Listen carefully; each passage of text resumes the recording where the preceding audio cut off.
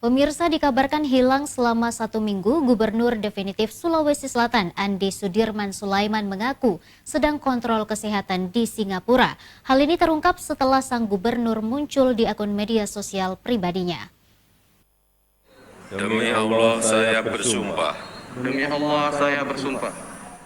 Baru sekitar 1 bulan sejak dilantik menjadi Gubernur definitif Provinsi Sulawesi Selatan, Andi Sudirman Sulaiman baru-baru ini tiba-tiba hilang selama kurang lebih 1 pekan tanpa kabar yang jelas. Keberadaannya simpang siur, bahkan pihak pemerintah provinsi juga tidak mengetahui dan saling lempar terkait keberadaan orang nomor 1 di Sulawesi Selatan tersebut secara pasti. Jumat malam, Andi Sudirman Sulaiman akhirnya muncul di sosial media melalui akun Instagram pribadinya dan mengungkapkan alasan keberadaannya.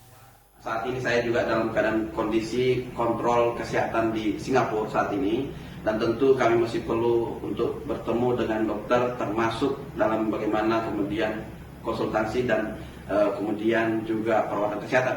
Ia juga menyebutkan kepergiannya ke luar negeri sudah atas izin dari Kementerian Dalam Negeri dan dalam waktu dekat akan kembali ke Kota Makassar untuk percepatan pembangunan Sulawesi Selatan yang lebih baik. Fitri Herundisa, Celebes TV.